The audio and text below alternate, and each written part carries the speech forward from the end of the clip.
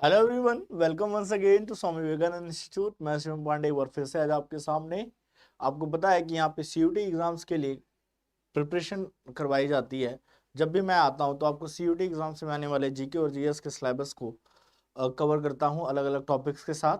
और ये सारी वीडियोस आपको फ्री ऑफ कॉस्ट अवेलेबल हैं। इससे आप अपनी जीके जीएस की तैयारी को बहुत अच्छे से कर सकते हैं, स्पेशली सीयूटी को माइंड में रख के। अगर आप एसएससी के भी बच्चे हैं तो थोड़ी बहुत इन्फॉर्मेशन आपको एज ए रिव्यू मिल जाएगी, बट यहाँ पे उतनी ज़्यादा डिटेल में नहीं पढ़ाया जाता, क्योंकि सीयूटी का सिलेबस में जो चीज़ें आती हैं वो एक लिमिट तक आती हैं, बहुत ज़्यादा डिटेलिंग में नहीं, वन लाइनर क्वेश्चन और ऐसी तरह के आंसर होते हैं। तो अगर आप सीयूटी स्टूडेंट हैं और आप यहाँ पे आए हैं तो आप सही जगह आए हैं। अब आप चीज़ों को देखिए और समझिए, और अगर सही लगे तो अपने दोस्तों को भी शेयर कीजिए और चैनल को सब्सक्राइब कर लीजिए, क्योंकि इस तरह के वीडियोस आपको मिलते रहेंगे। अब बात ये है यहाँ पे कि हम पढ़ने क्या वाले हैं। देखिए, मैंने बताया था कि हमने अभी हिस्ट्री में मॉडर्न हिस्ट्री स्टार्ट की, इसके साथ एंशिएंट और मिडिवल हिस्ट्री पढ़ाई जा चुकी है जितना आपके सिलेबस में बनता है, और मॉडर्न हिस्ट्री लगभग में आपकी फिनिश होने वाली है। तो इसकी एक वीडियो ऑलरेडी आपकी बन चुकी है जिसमें मैंने आपको पढ़ाया था 1757 से लेके लगभग में 1857 तक की कहानी। अब आज हम पढ़ेंगे 1857 से लेके और थोड़ी सी 80-85 से रिलेटेड कुछ अदर आगे की चीज़ों के बारे में हम यहाँ पे बात करने वाले हैं। तो हम क्या करने वाले हैं बेसिकली यहाँ पे, आज हम पढ़ेंगे पहले तो फर्स्ट वॉर ऑफ इंडिपेंडेंस, जो कि आप यहाँ पे देख सकते हो 1857 पढ़ेंगे। इसके साथ साथ ही हम पढ़ेंगे 1885 फॉर्मेशन ऑफ कांग्रेस से। तो इन सारी चीज़ों के बारे में हम यहाँ पे डिस्कस करने वाले हैं, और भी देखेंगे कि क्या क्या इंसिडेंट हुए, कहाँ कहाँ से क्वेश्चन बनते हैं, कैसे क्वेश्चन बनते हैं, और चीज़ें कितनी आसानी से की जा सकती हैं, और लर्न करने का तरीका क्या है, कैसे आपसे क्वेश्चन पूछे जाएंगे। अगर आपको यही पता चल जाए कि क्वेश्चन किस तरह का और किस लेवल का आएगा तो चीज़ें आसान होती है। नहीं तो सिलेबस तो इतना डीप है कि आप डूब जाओ समंदर में, अच्छे अच्छे डूब गए, हमारा आपका क्या है। तो बस बने रहिए मेरे साथ, चीज़ें आसान होने वाली हैं आपके लिए, क्योंकि मैं आसान बनाऊंगा आपके लिए। ठीक है, तो आगे बढ़ते हैं यहाँ पे। चलिए, पहले हम बात करते हैं 1857 से लेके कि 1857 फर्स्ट वॉर ऑफ इंडिपेंडेंस था क्या। देखिए, आपको पता होगा कि जब रिवॉल्ट हुआ, ये अपने आप में क्या था, रिवॉल्ट ऑफ 1857 भी कहा जाता है। रिवॉल्ट किसके अगेंस्ट हुआ होगा? सीधी बात है सर, ब्रिटिश के अगेंस्ट हुआ होगा। किसने किया होगा? इंडियन राजाओं ने, इंडिया के राजाओं ने किया होगा, क्योंकि उस टाइम इंडिया तो था नहीं, इंडिया के अलग अलग पार्ट में जो भी राजा रूल करते थे, झांसी की रानी से लेके मंगल पांडे तक, सबके बारे में। तो क्वेश्चन यहां से क्या बनते हैं, पहले तो पहला क्वेश्चन कि फर्स्ट रिवोल्यूशनरी या फर्स्ट स्वतंत्रता सेनानी जिसने ये वॉर स्टार्ट की वो कौन थे। तो आपको इसकी स्टोरी बता देते हैं, तो इसके लिए पूरी स्लाइड ले लेते हैं, ज्यादा सही रहेगा। तो हम बात करेंगे 1857 की फर्स्ट वॉर ऑफ इंडिपेंडेंस कहिए या रिवॉल्ट ऑफ 1857 कहिए। ठीक है, रिवॉल्ट ऑफ 1857 कह लीजिए या आप कह लीजिए फर्स्ट वॉर ऑफ इंडिपेंडेंस, बात वही है। ठीक है, अब यहां से अगर आप बात करें हम, तो आपको नाम याद होना चाहिए कि भाई इसमें एक नाम आते हैं मंगल पांडे जी। ठीक है, मंगल पांडे जी को प्रथम स्वतंत्रता सेनानी, फर्स्ट फ्रीडम फाइटर भी बोला जाता है, क्योंकि भाई इन्होंने स्टार्ट की थी। लेकिन इन्होंने स्टार्ट क्यों की, इसके ऊपर मूवीज भी बन चुकी हैं इनके ऊपर। आप आमिर खान के मंगल पांडे मूवी देख सकते हैं। फर्स्ट फ्रीडम फाइटर कहने का रीजन क्या है, ये he was a army person, ये आर्मी में एक सिपाही थे, ब्रिटिश आर्मी में। कहाँ पे? ब्रिटिश आर्मी में ये एक सिपाही थे। ठीक है, सिपाही थे, सब कुछ सही था। रॉयल इनफील्ड राइफल्स आई, तो नई राइफल्स आई, नई राइफल्स इंट्रोड्यूस की गई। अब ऐसा बोला गया कि उस टाइम पे जो गन पाउडर होता था उसको कारतूस से ऐसे फाड़ के मुंह से और ऐसे पाइप में डाल के ऐसे पिंच करना पड़ता था, भरना पड़ता था, फिर फायर होता था। ये गोली और बुलेट का सिस्टम नहीं था, गन पाउडर का ही था सिस्टम, और उसको थोड़ा अलग तरीके से। तो ये लेटेस्ट राइफल्स थी आई। ठीक है, तो इन राइफल्स में जो बेसिकली गन पाउडर यूज किया जाता था, गन पाउडर एक बैग में, गन पाउडर बेसिकली किसी बैग में होता था। तो वो जो बोला गया कि जो बैग बनाया गया है जिसमें गन पाउडर कंटेन किया जाता है, जो भी बैग या आप उससे पुड़िया बोलो, जो भी बोलो, it is mix of pig pig and cows. कहता है, बोला गया कि इसमें चमड़े का यूज किया गया है, पिग और काउ का। अब ये रिलीजियस सेंटिमेंट्स को भड़काने वाली चीज है, रियलिटी जो भी रही हो। काउस हिंदूज के लिए बहुत ज्यादा सेक्रेट मानी जाती है, और पिग हराम है इस्लाम में। इसके रीजन से हुआ क्या कि दोनों के सेंटिमेंट्स भड़क गए। मंगल पांडे जी ने के एक दोस्त थे, ब्रिटिश ऑफिसर्स थे, तो मंगल पांडे जी को उनके बड़ा भरोसा था। तो ब्रिटिश ऑफिसर सैंडर्स ने कहा, बेसिकली ब्रिटिश ऑफिसर ने कहा कि ऐसा है, ऐसा कुछ है नहीं, तुम गलत समझ रहे हो। और तुम यूज करो, मैं तुम्हारा दोस्त हूँ, तुमसे गलत थोड़ी कहूंगा। तो पहली मूवी में अगर आप देखा जाए तो मूवी के अकॉर्डिंग पहली बार में सारे सिपाहियों ने मना किया, लेकिन मंगल पांडे जी आगे बढ़े और उन्होंने उस कारतूस का यूज किया। फिर सारे सिपाहियों ने यूज किया कि भाई एक ब्राह्मण पर्सन अगर ऐसा कर रहा है, इसका मतलब इसमें रियलिटी नहीं है, ये फेक है। लेकिन 3 to 4 डेज के बाद उनको कुछ ऐसे इंसिडेंट होते हैं, कुछ ऐसे इवेंट मिलते हैं जिनको लगता है कि ये रियलिटी है आफ्टर 3 to 4 डेज। एंड इसके बाद मंगल पांडे जी को अपने धर्म भ्रष्ट होने पे ऐसा कहते हैं आत्मग्लानि होती है, इतना गुस्सा आता है कि he came back and then he started revolt. ये स्टार्ट कहाँ होता है?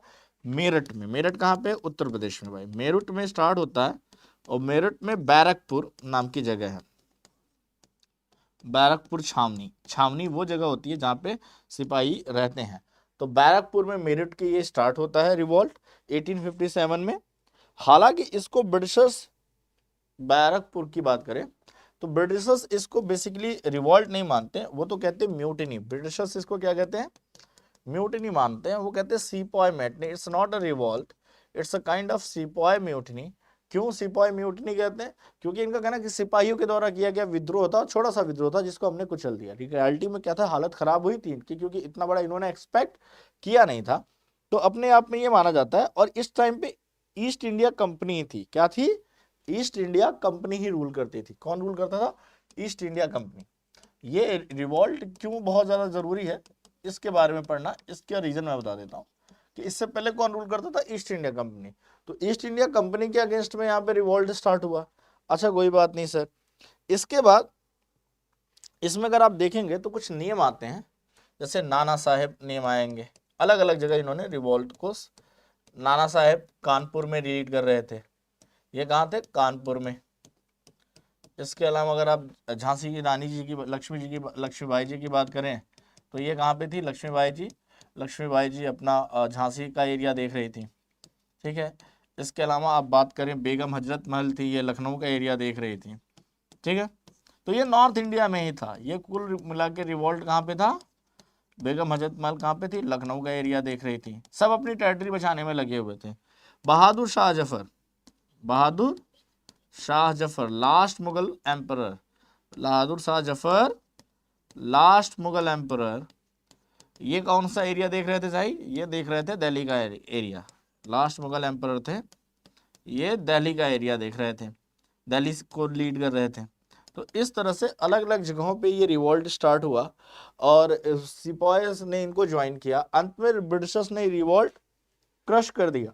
ठीक है। और इसके बाद तो इसमें ब्रिटिश सक्सेसफुल है।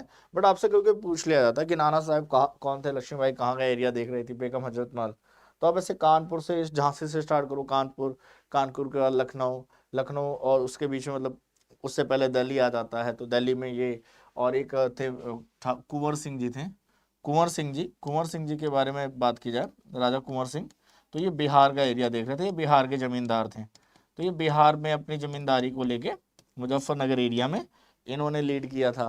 तो अलग अलग जगहों पे अलग अलग रूलर ने इनको लीड किया। हालांकि क्योंकि यूनिटी नहीं थी, कोई यूनिफॉर्मिटी थी नहीं, तो आई थिंक उस टाइम पे Lord Canning was the ruler. Britishers में लॉर्ड कैनिंग थे आई थिंक, तो थोड़ा सा डाउटेबल है बट मुझे लगता है लॉर्ड कैनिंग ही थे। ठीक है। तो इनका रूल चलता था। इसके बाद जब ये रिवॉल्ट हुआ तो फिर ब्रिटिश एम्पायर को लगा कि नहीं, कंपनी यहाँ पे अच्छा रूल सेटअप नहीं कर पा रही है। और इस रिवॉल्ट के बाद ईस्ट इंडिया कंपनी से किसके हाथ में चला गया? पूरा का पूरा एडमिनिस्ट्रेशन ब्रिटिश क्राउन के हाथ में चला गया। और ईस्ट इंडिया कंपनी को एडमिनिस्ट्रेशन से पूरी तरह से हटा के इनको बोल दिया गया कि अब आप ट्रेड कर सकते हो। तो इसमें टी के ट्रेड पे इनको मोनोपोली दे दी गई कि टी का ट्रेड केवल ब्रिटिश ईस्ट इंडिया कंपनी करेगी, क्योंकि इन्होंने इतना बड़ा एम्पायर सेटअप करके हमें दिया है भाई, तो कुछ तो फायदा वो लेंगे। और कंपनी के अधिकारी बड़ा करप्शन कर रहे हैं, तभी तो रिवॉल्ट हुआ। इन्होंने अच्छे से एडमिनिस्ट्रेशन यहाँ नहीं संभाला, नहीं तो रिवॉल्ट होता ही नहीं। तो अब ब्रिटिश क्राउन में भाई क्वीन विक्टोरिया के नाम पे, क्वीन विक्टोरिया के नाम पे यहाँ पे रूल किया जाने लगा। क्वीन विक्टोरिया के नाम पे अब हमारे यहाँ रूल किया जाने लगा। तो she become the head of India एक तरह से। और उसके बाद ब्रिटेन की संसद में कानून बनने लगे, ब्रिटिश पार्लियामेंट में कानून बनने लगे, और वही कानून और एक्ट इंडिया पे इम्पोज किए जाते थे, और वहीं से सारे एक्ट बनके आना शुरू हुए। तो रिवॉल्ट ऑफ 1857 इसलिए इंपॉर्टेंट है कि ब्रिटिश किस रिवॉल्ट के बाद ईस्ट इंडिया कंपनी से एडमिनिस्ट्रेशन ब्रिटिश क्राउन को चला गया, तो 1857 के बाद से चला गया, ठीक है। और लॉर्ड कैनिंग शायद उस टाइम पे थे, इसको मैं कंफर्म कर लूंगा। फर्स्ट फ्रीडम फाइटिंग कहा जाता है, फर्स्ट फ्रीडम फाइटर कौन थे, मंगल पांडे जी थे। कहाँ पे थे भाई, गन पाउडर वाला इशू था, और वो राइफल्स में जो फिल किया जाता था उस इशू के रीजन से ये कारण हुआ। इसके अलावा ये कहाँ पे थे भाई, मेरठ के बैरकपुर छावनी के एक सिपाही थे, तो एक तरह से इसे सिपाही म्यूटिनी भी ब्रिटिश एम्पायर अपने हिस्ट्री में दिखाता है। और ये अलग अलग लीडर थे जिन्होंने अपने अपने स्टेट्स को बचाने के लिए अलग अलग जगह रिवॉल्ट को संभाला, क्योंकि कोई कॉम्बिनेशन नहीं था, कोई भी यूनिटी नहीं थी, जिसके रीजन से माना गया और ये रिवॉल्ट सक्सेसफुल नहीं रहा। इसमें इंडियंस ने ही ब्रिटिशर्स को इतनी मदद की, अलग अलग वेस्ट इंडियंस ने इतनी मदद की कि सारी इंफॉर्मेशन इंडियंस ने ही ब्रिटिशर्स को दी, जिससे ब्रिटिशर्स ने इसको बहुत ही जल्दी टेक ओवर कर लिया। और इसके बाद बहुत ही सीवियर पनिशमेंट दिए गए उन लोगों को जो कि रिवॉल्ट में स्टैब्लिश इन्वॉल्व थे। उसका रीजन था they want to set up example कि if you are going to against to the British empire then your result will be like that, everyone do like that. तो उस time पे तो इसी तरह की पॉलिसी चलती थी, ठीक है। अब हम बात करते हैं जब ब्रिटिश एम्पायर, अब क्योंकि अब क्या हुआ, अब भाई रिवॉल्ट खत्म हो गया और अब ब्रिटिश एम्पायर हमारे ऊपर, ब्रिटिश एम्पायर स्टैब्लिश हो गया भाई। अब सीधे इंग्लैंड से सब कुछ बन के आने लगा, रूल एंड रेगुलेशन। तो ब्रिटिश सरकार के ठीक है 1885 में स्टैब्लिशमेंट ऑफ कांग्रेस क्या बनाई गई, कांग्रेस बनाई गई। इसका मतलब क्या है भाई, जब ब्रिटिश एम्पायर, अब ब्रिटिशर्स डायरेक्ट पब्लिक से बात नहीं कर पाते थे, तो उनको चाहिए था कि कोई इंडियन लीडर हो जो उनकी बात पब्लिक तक पहुंचाए, और पब्लिक उनसे बात करे लीडर से, और लीडर्स हमसे बात करे। हमको जो सही लगेगा मानेंगे, जो नहीं सही लगेगा नहीं मानेंगे। तो एक ब्रिटिश ऑफिसर जिसका नाम था Allan Octavian Hume, Allan Octavian Hume, जिसे आप बेसिकली स्कॉटलैंड का था, इसे एओ ह्यूम भी कहते हैं, ठीक है। तो ये पर्सन था जिसने क्या स्टैब्लिश किया 28 दिसंबर 1885 को। ये जो आज आप कांग्रेस पार्टी देखते हैं ये वहीं की स्टैब्लिशमेंट है, उसी टाइम की, इतनी पुरानी पार्टी हो गई है, ठीक है, पहली पार्टी थी। तो who was the viceroy at that time? So Lord Dauphin, Lord Dauphin was the viceroy at that time, and who named that? दादा भाई नौरोजी। दादा भाई नौरोजी के बारे में आप हमेशा याद रखिएगा कि दादा भाई नौरोजी, इनको कहा जाता है the great old man, the great grand old man of India. काफ़ी पढ़े लिखे स्कॉलर थे, ओके। इनको great grand old man of India कहा जाता है, दादा भाई नौरोजी जी को, okay.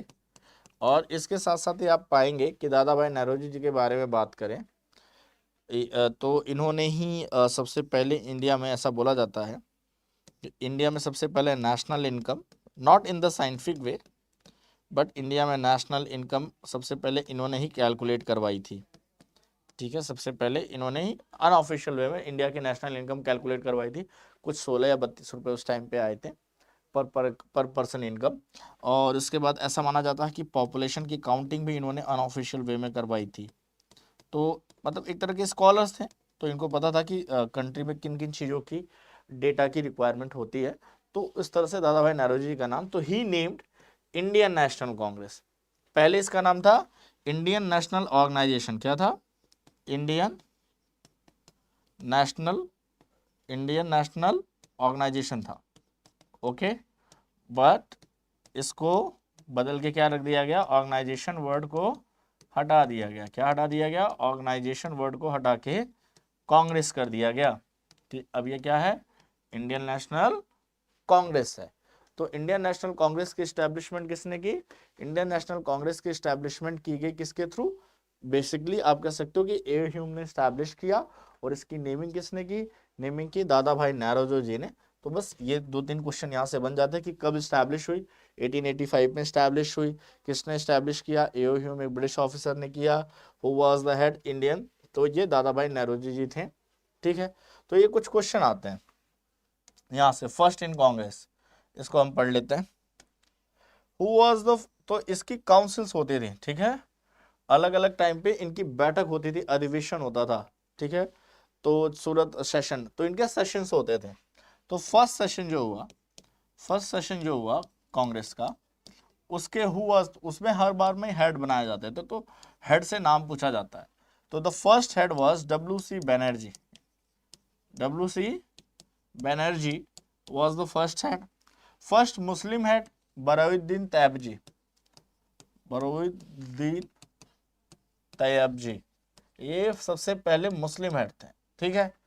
First European George Yule, George Yule, अब देखिए थोड़े से स्पेलिंग की मिस्टेक हो सकती है यहाँ पे, तो जॉर्ज यूले कौन थे, ये फर्स्ट यूरोपियन थे। फर्स्ट फीमेल जिन्होंने थी उसके बारे में है। तो इस तरह से अगर आपको जानना है, और ऐसे पूछा जाता है कि पहली बार वंदे मातरम, वंदे मातरम किस कांग्रेस अधिवेशन में, सेशन में गाया गया, तो 1896 में कलकत्ता सेशन में, कलकत्ता में 1896 में जो कलकत्ता में हुआ, कलकत्ता में सबसे पहली बार वंदे मातरम गाया गया। तो ऐसे कुछ कांग्रेस के सेशन से क्वेश्चन आते हैं। अभी हम कुछ और सेशंस के बारे में बात करेंगे जो इंपॉर्टेंट रहे हैं, 2-3, काफी सारे सेशन हुए, हर साल एक सेशन होता था, लेकिन 4-5 सेशन इतने इंपॉर्टेंट हैं कि उनसे कई बार क्वेश्चन पूछे गए। तो कांग्रेस के सेशन से ही, जहाँ पे मिलकर वो डिस्कशन करते थे कि इस बार ब्रिटिशर्स से क्या डिमांड रखनी है, कैसे अपनी बात को मनवाना है। तो कांग्रेस धीरे धीरे एक बड़ी पार्टी बनती चली गई, लगभग में सभी प्रांत के लोग कांग्रेस से जुड़ चुके थे, क्योंकि यही एक पार्टी थी जिससे वो अपनी बात रख पाते थे। वंदे मातरम किसने लिखा, बंकिम चंद्र चटर्जी जी के उपन्यास आनंद मठ से, आनंद मठ एक नॉवेल है, किसकी नॉवेल है, बंकिम चंद्र चटर्जी जी की। ये पूछा गया क्वेश्चन है कई बार कि किसकी नॉवेल से, तो बंकिम चंद्र चटर्जी जी, ठीक है, चटर्जी जी, मुखर्जी जी, चटर्जी जी, ये लोग बंगाली नाम, टैगोर, ये सब भी जब आपको नाम सुनाई दे तो ये बंगाल में ही, बंगाल के लोग होते हैं, इस तरह के टाइटल्स वहाँ पे यूज किए जाते हैं। तो इनकी जो बुक थी उसमें से वंदे मातरम को लिया गया था। तो वंदे मातरम नेशनल सॉन्ग है हमारा, एंथम तो जनगण मन है, नेशनल सॉन्ग हमारा वंदे मातरम है, ठीक है। अब आते हैं 1885 के बाद हुआ क्या, समझते हैं। 1885 के बाद सबसे इंपॉर्टेंट, जो सबसे पहला इवेंट हमारा है, वो है बंगाल डिवीजन। क्या है, बंगाल डिवीजन। अब देखिए, मैंने आपको पिछले लेक्चर में कई बार बोला था कि उस टाइम का बंगाल और आज का वेस्ट बंगाल बहुत फर्क है। अब देखिए, ये जो दिख रहा है नॉर्थ ईस्ट तक का ये इलाका, असम वगैरह, ये दिख रहा है, ये पूरा बंगाल में, प्लस ये बंगाल जो दिख रहा है ये बांग्लादेश, अब ध्यान से देखो तो ये बांग्लादेश, वेस्ट बंगाल, बिहार, थोड़ा सा झारखंड, उड़ीसा वगैरह मिला के बहुत सबसे बड़ा प्रिंसिपली स्टेट ब्रिटिश के टाइम में जो था वो बंगाल था। तो आप समझ सकते हो कि बंगाल की पॉसिबिलिटी को मैं क्या बोलूं कि बंगाल कितना बड़ा था, ठीक है। तो इन्होंने कर दिया बंगाल को डिवाइड। इन्होंने देखा कि सबसे ज्यादा पॉलिटिकल एक्टिविटी उस टाइम पे, पॉलिटिकल सेंटर दिल्ली ना होके पॉलिटिकल सेंटर क्या था, बंगाल था। बंगाल को हमारी पॉलिटिकल सेंटर, और कैपिटल भी बंगाल थी, इंडिया की कैपिटल भी बंगाल रही है। तो बंगाल की तो हिस्ट्री बड़ी रिच रही है। तो इन्होंने पाया क्या कि 1905 में इन्होंने कहा कि एक काम करो, ईस्ट इंडिया, ईस्ट बंगाल और वेस्ट बंगाल के नाम पे डिवाइड करो। इसलिए देखो, बंगाल है तो इंडिया के मैप पे, जो वेस्ट बंगाल हमारा स्टेट है वो इंडिया के मैप पे तो ईस्ट में आता है, लेकिन फिर भी वेस्ट बंगाल क्यों कहते हैं, क्योंकि जो बांग्ला पूरा बंगाल था उसके प्रोस्पेक्ट में जब डिवीजन हुआ तो ये किस में आया, वेस्ट बंगाल में आ गया, इसके रीजन से। तो 1905 में लॉर्ड कर्जन ने कहा कि भाई हिंदू मुस्लिम काफी तेजी से यूनाइट हो रहे हैं, और अगर कुछ किया नहीं गया तो ये बहुत बड़ा पॉलिटिकल मूवमेंट चला देंगे, तो इनको ब्रेक करो। तो उन्होंने हिंदू मुस्लिम के नाम पे ईस्टर्न बंगाल को बोल दिया गया मुस्लिम पॉपुलेशन के लिए, और इसको बोल दिया गया कि यहाँ हिंदू मेजोरिटी रह सकती है वेस्ट बंगाल में। आपने देखा होगा कि बांग्लादेश उसी के बिहाफ पे फिर इसे ईस्ट पाकिस्तान बनाया गया, इसी के बिहाफ पे इसे, क्योंकि मुस्लिम पॉपुलेशन को उन्होंने ऑलरेडी शिफ्ट कर दिया, और यहीं से माना जाता है कि पाकिस्तान का जन्म भी यहीं से हुआ। पाकिस्तान की जो डिवीजन का प्रोस्पेक्टस आया यहीं से, इसी डिवीजन से ही पाकिस्तान के बनने की कहानी शुरू हो चुकी थी, ठीक है।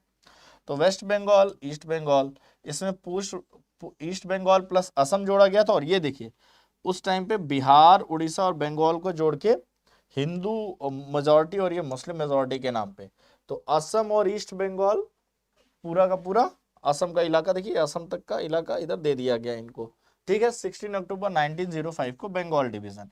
अब ये बहुत ही बड़ा पार्ट था, इसके लिए पूरे इंडिया में बड़े लेवल पे आंदोलन चलाए गए, मूवमेंट्स चलाए गए कि भाई चीजों ये गलत हुआ है, इससे तो बेसिकली क्या चाहते हैं, ये चीजें हमारा तोड़ना चाहते हैं। तो इसी में इन्होंने क्या चलाया, इसके अगेंस्ट में हमारे यहाँ चलता है सबसे पहला मूवमेंट जिसे हम कहते हैं स्वदेशी मूवमेंट। पूछा जाता है कि इंडिया में ब्रिटिशर्स के खिलाफ लॉन्च किए गए मूवमेंट्स में सबसे पहला मूवमेंट कौन सा था, तो स्वदेशी मूवमेंट था। स्वदेशी मूवमेंट किसने स्टार्ट किया, स्टार्ट किया गया किसके विरोध में, इसके विरोध में, बंगाल डिवीजन के विरोध में चलाया गया। एंटी पार्टीशन मूवमेंट स्वदेशी मूवमेंट था, ठीक है। इसमें पब्लिक मीटिंग रखी गई और ये बोला गया कि तो कि स्वदेशी मूवमेंट का मतलब क्या, स्वदेशी चीजों को, देश में बनी चीजों को बनाया को बेसिकली फॉलो किया जाए, ब्रिटिश प्रोडक्ट को बायकॉट किया जाए, ताकि उनकी इकोनॉमी वीक होगी तो वो इंडिया छोड़ के जल्दी जाएंगे, ठीक है। तो स्वदेशी मूवमेंट किस लिए चलाया गया था, इसी का रिजल्ट था। बंगाल डिवीजन का को प्रोटेस्ट करने का तरीका क्या था, स्वदेशी मूवमेंट। तो 1905 में इंडिया का सबसे पहला मूवमेंट जो चलाया गया ब्रिटिशर्स के खिलाफ एक प्रॉपर वे में हिंदू मुस्लिम यूनिटी के साथ, वो क्या था, स्वदेशी मूवमेंट। तो इंडिया का सबसे पहला मूवमेंट आप स्वदेशी मूवमेंट कह सकते हैं। कई बार क्रोनोलॉजिकल ऑर्डर पूछे जाते हैं, ठीक है। इसके बाद जैसे बंगाल डिवीजन हुआ, हिंदू मुस्लिम हो गए, तो देखिए बोला जाता है कि 16 अक्टूबर को बंगाल में सौरो डे मनाया गया। सौरो डे क्यों मनाया गया भाई, सौरो डे इसलिए मनाया गया क्योंकि अब बंगाल डिवाइड हो गया, ठीक है। हालांकि इसमें कई लोगों का, और फिर रविन्द्रनाथ टैगोर जी ने 16 अक्टूबर को रक्षाबंधन दिवस मनाया। हालांकि ये सब कहने की बात है, सारी चीजें वही रह गई। बंगाल विभाजन के अवसर पर रविन्द्रनाथ टैगोर ने अपना प्रसिद्ध गीत अमार सोनार बंगला लिखा। So Amar Sonar Bangla is the now national anthem of song of Bangladesh. तो क्योंकि बंगाल के नेशनल एंथम है एक्चुअली, सॉरी ये एंथम है, ठीक है। तो आपने पाया कि बंगाल डिवीजन पे इन्होंने अपनी बहुत ही प्रसिद्ध गीत बंगाली में लिखी, अमार सोमार बांग्ला, और यही आज क्या है, बांग्लादेश का नेशनल एंथम है। तो आप समझ सकते हैं कि बांग्लादेश इंडिया से कितना ज्यादा अटैच्ड है। और इसके ओके रविन्द्रनाथ टैगोर जी का लिखा हुआ चीज वहां पे आज क्या है, नेशनल एंथम है। तो इंडियंस का बहुत ज्यादा कंट्रीब्यूशन रहा है बांग्लादेश में, क्योंकि हम ही से निकला हुआ पार्ट है वो, ठीक है। तो बंगाल डिवीजन का ये इंपैक्ट रहा। इसके बाद अब आपको पता है कि अगर बंगाल डिवाइड हुआ है तो हिंदू मुस्लिम डिवाइड हुए हैं, और हिंदू मुस्लिम डिवाइड हुए तो एक मुस्लिम पार्टी आनी कंफर्म है, और इसी में आगे मुस्लिम लीग आती है। मुस्लिम लीग कब बनती है भाई, मुस्लिम लीग बनेगी सर 1906 में, अगले ही साल फॉर्मेशन ऑफ मुस्लिम लीग होता है। जिसके लिए ब्रिटिशर्स ने काम किया था वो काम सक्सेसफुल था भाई, उन्होंने मुस्लिम लीग बना दी थी। ये यू नहीं आएगा भाई, थोड़ा देख लेते हैं, नहीं तो ये तो दिक्कत हो जाएगी। मुस्लिम लीग स्टार्ट हुआ, ठीक है। और जैसे कि बंगाल पश्चात सिस्टम, और आगा खां, सर आगा खां 1 अक्टूबर 1906 को लॉर्ड मिंटो से मिले। उस टाइम पे उसके बाद कौन हो गए थे, लॉर्ड मिंटो बन गए थे भाई, बदलते रहते हैं इनके, ठीक है। और ढाका के नवाब सलीमुल्लाह ने नेतृत्व में 13 दिसंबर 1906 को ढाका में आयोजित हुई बैठक में मुस्लिम लीग, तो Muslim League was establish in Dhaka. अब ये भाई ढाका आपको पता है बांग्लादेश की कैपिटल है, क्या है, करंट टाइम में बांग्लादेश की कैपिटल है ढाका। तो ढाका में ही 1906 में क्या एस्टैब्लिश हुआ, मुस्लिम लीग एस्टैब्लिश हुआ। When who establish, Aga Khan, Nawab of Dhaka Salimullah and Nawab Mohsin ul Mulk के बेसिकली हुआ। मोहम्मद अली जिन्ना ज्वाइन 1913, 1913 में मुस्लिम लीग में शामिल हुए। आपको पता होना चाहिए कि मोहम्मद अली जिन्ना की अगर बात की जाए तो जिन्ना के जो एंसेस्टर्स थे, ओके, पूर्वज जो थे वो हिंदू थे। वो क्या थे, हिंदू थे। और हिंदू में क्या थे, गुजराती थे, गुजराती, ठीक है।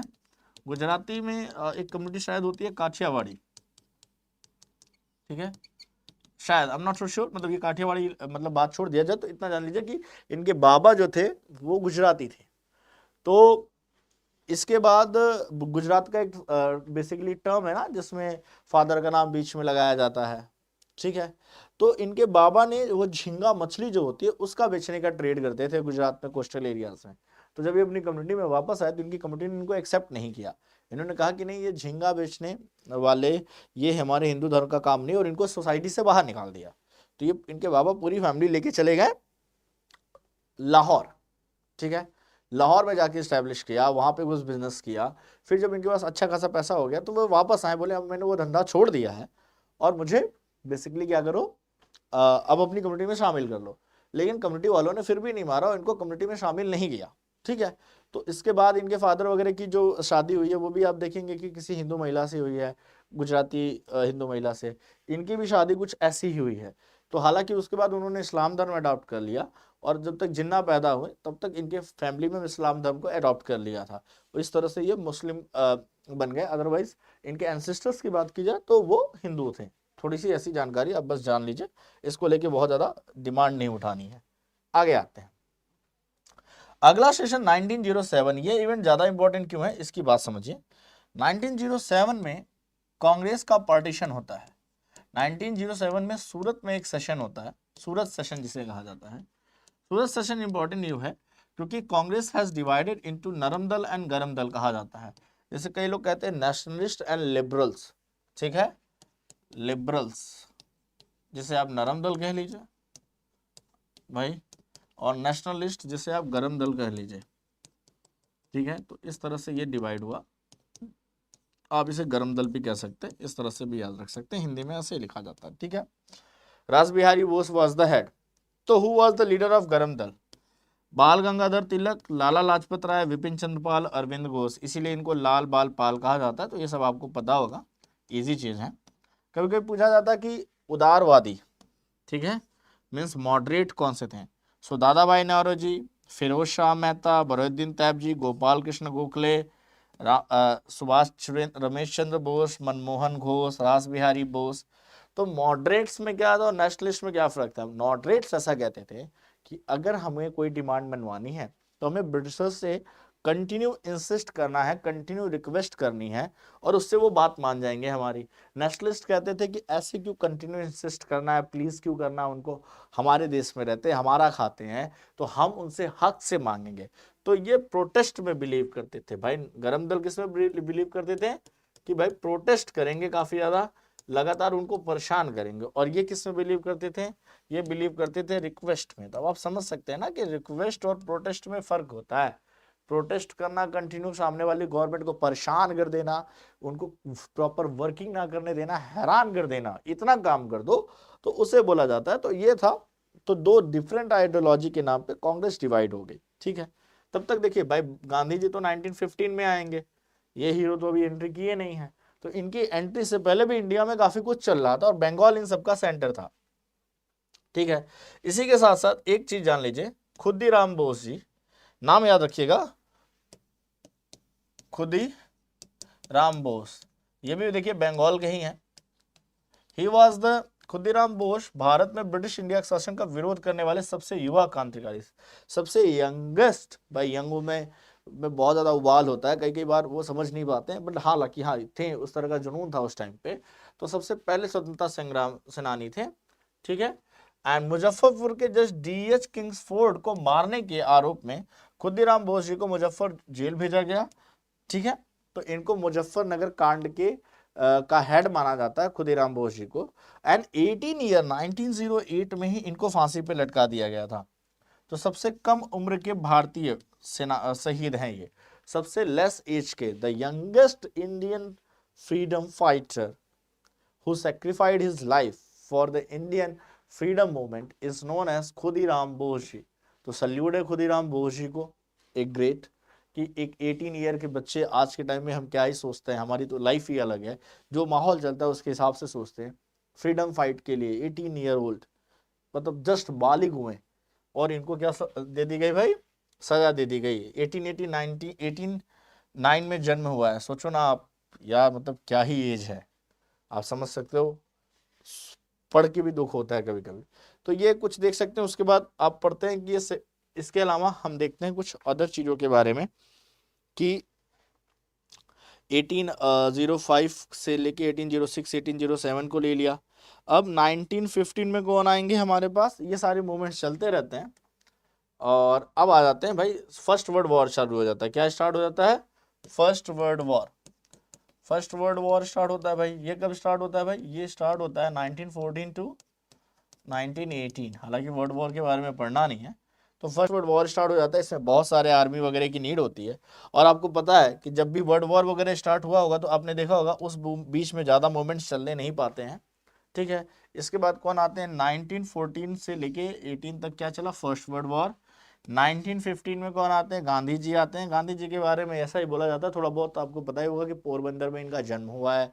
और पढ़ने के लिए पहले कहाँ चले गए? इंग्लैंड गए। इंग्लैंड से वकालत करके प्रैक्टिस कहाँ की? अफ्रीका में की। अफ्रीका में इन्होंने एक सत्याग्रह स्टार्ट किया against the apartheid system, successful रहे। अब क्योंकि अफ्रीका में बहुत ज़्यादा सक्सेसफुल रहे तो ही is considered as a hero, और इसीलिए इनका वेलकम इंडिया में एज अ हीरो हुआ। जब गांधी जी आए तो एज ए हीरो जैसे किसी की एंट्री होती है, तो बहुत सारी होप लेके आए थे, क्योंकि उन्होंने ब्रिटिशर्स के खिलाफ लड़ने का एक एक्सपीरियंस गेन किया था अफ्रीका में, जो कि एक सक्सेसफुल भी था। ठीक है। तो पहले ही आते भाई 1960 में लखनऊ सेशन में। लखनऊ सेशन में गांधी जी कहते हैं पहले ये जो नरम दल और गलम दल के नाम पे तुम लड़ रहे हो, इसे करो, पहले एक हो जाओ। फिर कांग्रेस और मुस्लिम लीग को भी कहा कि तुम भी जुड़ जाओ। ऐसे बट के रहोगे तो काम हो गया। अच्छा चलो, इनका इम्पैक्ट अच्छा था तो नरम दल गरम दल एक साथ हो गए, हिंदू मुस्लिम एक साथ हो गए। ठीक है। तो मतलब कांग्रेस और मुस्लिम लीग एक साथ हो गए। ठीक है। इसके बाद 1916 में होम रूल लीग आंदोलन। होम रूल लीग क्या था भाई? ये एक सोसाइटी थी, होम रूल लीग, जो कि स्टैब्लिश की गई थी किसके थ्रू? बाल गंगाधर तिलक। इनके बारे में जान लीजिए भाई, बाल गंगाधर तिलक के जी के बारे में। ये गरम दल के नेता थे, बाल गंगाधर तिलक जी। ठीक है। और इनके बारे में बात की जाए तो बहुत ही बड़े रिवोल्यूशनरी रहे हैं। ठीक है। तो होम रूल लीग से था। इस आंदोलन में पॉलिटिकल एजुकेशन पे ज़्यादा बात की गई। एंड एनी बेसेंट भाई, ये भी एक ब्रिटिशर्स थी जो होम रूल लीग की पार्ट थी, हालांकि एक विदेशी महिला थी। आते हैं कुछ आंदोलन पे, इंपॉर्टेंट लिखते चलिएगा, इसको नोट्स की तरह लिखते चलिए। चंपारण कैंपेन सबसे पहला अपने आप में, ये गांधी जी के थ्रू, याद रखिएगा, गांधी जी ने की बात की जाए तो गांधी जी के थ्रू लॉन्च किया गया। ये पहला था, स्वदेशी मूवमेंट अपने आप में पहला था। गांधी जी ने चंपारण सत्याग्रह स्टार्ट किया। तो सबसे पहला सत्याग्रह इन्होंने कौन किया था?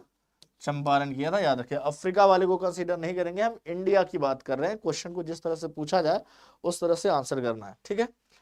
तो ये कहा है? चंपारण बिहार में है। और गांधी जी ने चंपारण बिहार की स्थिति में क्या बताया? देयर वाज अ तीन कठिया सिस्टम। तीन कठिया सिस्टम, इसका मतलब होता था कि आप किसी किसान के पास जितनी लैंड होगी उसके 1/3 लैंड पे वो क्या उगाएगा? नील की खेती, जिसे इंडिगो कहा जाता है। इसकी डिमांड यूरोप में बहुत हाई रही और इंडियन इंडिगो बहुत फाइन होता था। ठीक है। तो इंडिगो, तो ये देखिए 320 हिस्से पे क्या उगाना है उसे?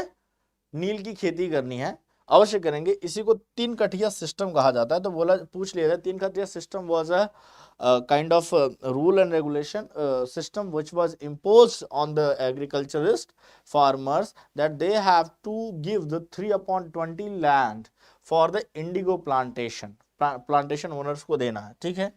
इसी के बाद after this satyagraha Rabindranath Tagore called mister Gandhi as a Mahatma. So आप समझ सकते हैं कि Mahatma title was given by the Rabindranath Tagore. He get very like, उनके ऊपर बहुत अच्छा इम्पैक्ट पड़ा तो उन्होंने महात्मा बुलाया। And after that Mahatma Gandhi ji, अब इनका नाम मोहनदास करमचंद गांधी लोग भूल जाते हैं, and we still call it him Mahatma Gandhi. तो महात्मा गांधी नाम इसी सत्याग्रह के बाद पड़ा। ठीक है। इसके बाद खेड़ा सत्याग्रह आता है 1918। 17 के बाद ये पहुंचते हैं खेड़ा सत्याग्रह। भाई खेड़ा सत्याग्रह का क्या है भाई? खेड़ा सत्याग्रह गुजरात में। तो खेड़ा कहाँ पे? पहले तो देखिए गुजरात में, और ये गुजराती थे भी।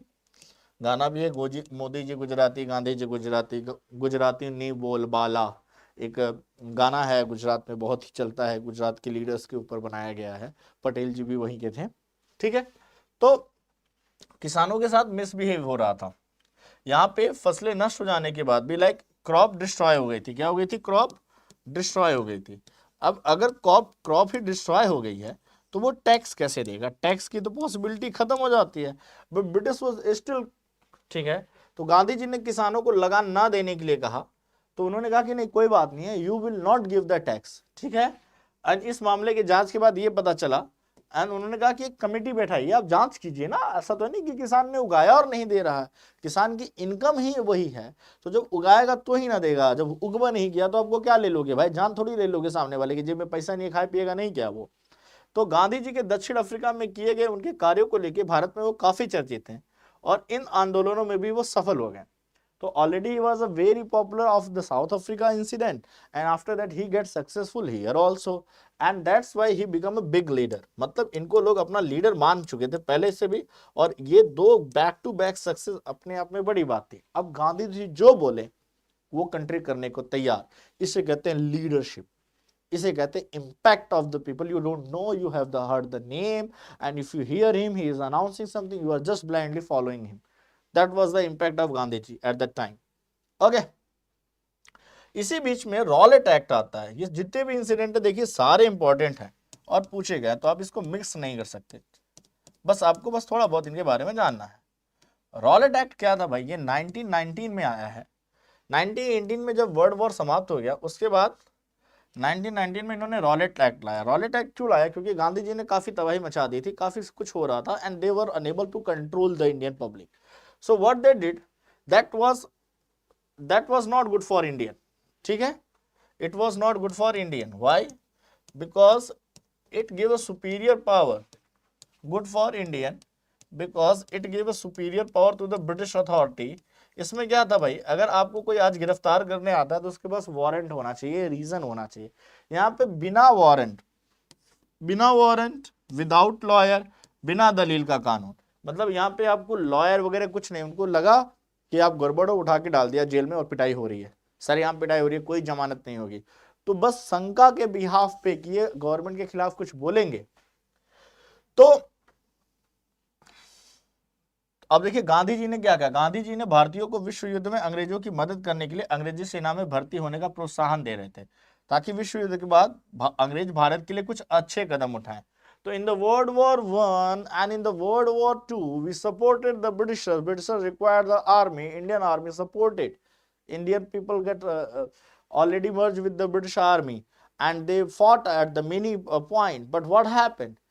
After, as they won the First World War, they become more brutal.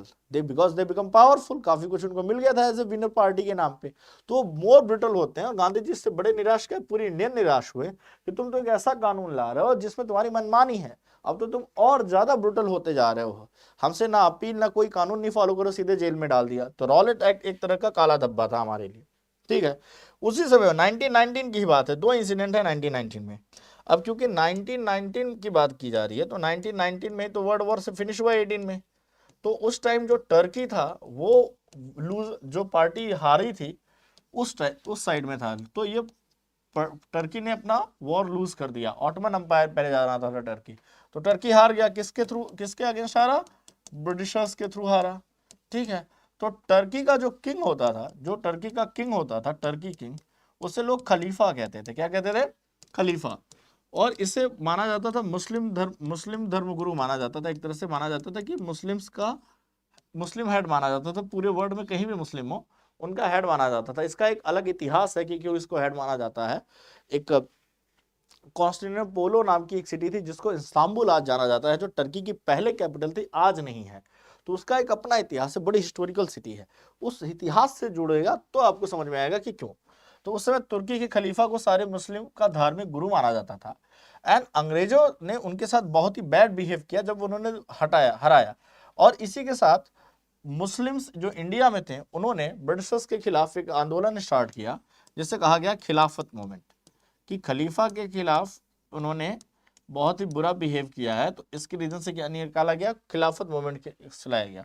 Gandhi ji ने भी इस आंदोलन में सहयोग किया, तो गांधी जी ने कहा कि now this is the time to support the Muslims, if you will support them they will support you also, and this is a good time to show your unity. क्योंकि मुस्लिम को भी भारत के अंग्रेजों के विरुद्ध राष्ट्रीय आंदोलन में जोड़ना चाहते थे। He wants to run a combined movement with the Hindu and Muslim rather than the Bengal division. There is a still possibility that Hindu and Muslim can fight together against the British. ठीक है, so it was started by Shaukat Ali and Mohammad Ali, but बाद में who lead? Gandhi ji lead. Final way में Khilafat movement leaded by the Gandhi ji and started by, पूछा जाता है, Shaukat Ali and Liaquat Ali. Okay, Liaquat Ali, so Ali brothers बोला जाता है। तो इन अली ब्रदर्स ने, ये दो लोग थे जिन्होंने इसको स्टार्ट किया, बाद में गांधी जी ने लीड किया। तो इस तरह से आप देख रहे हैं कि आपने 1919 तक के इवेंट्स को यहाँ पे कंसीडर कर लिया है। तो चलिए आज की लेक्चर को हम यहीं पे फिनिश करते हैं 1990 पे ही। अगले लेक्चर में एक पार्ट और लगेगा मॉडर्न हिस्ट्री का, जिसमें आप पढ़ेंगे 1920 से लेके 1947, मतलब आपको कुल मिला जुला के 27 ईयर की कहानी और पढ़नी है, और इसी के साथ बेसिकली आपकी मॉडर्न हिस्ट्री भी फिनिश हो जाएगी। तो आपको अभी तक भी शायद कोई डाउट ना हो, चीजें अच्छे से समझ में आई हैं, सारे इंपॉर्टेंट पॉइंट्स मैंने आपको नोट करा दिए हैं, चीजों को अंडरलाइन कर दिया है। अब इसको नोट्स वाइज लिखते जाएंगे तो चीजें आसान रहेंगी, हर एक मोमेंट से टॉपिक और पॉइंट्स को लिखते जाइए, कहानी की तरह समझते जाइए, जैसे समझाया जा रहा है, आराम से हिस्ट्री हो जाएगी, और यहाँ से बने हुए कोई भी क्वेश्चन आप आराम से कर सकते हैं। तो आज के लिए इतना ही, हंसते रहिए, मुस्कुराते रहिए, मिलते हैं आपसे अगले लेक्चर में कुछ नए टॉपिक्स के साथ। कहानी शुरू होगी 1920 से लेकर 1947 तक। तो bye everyone, have a good day.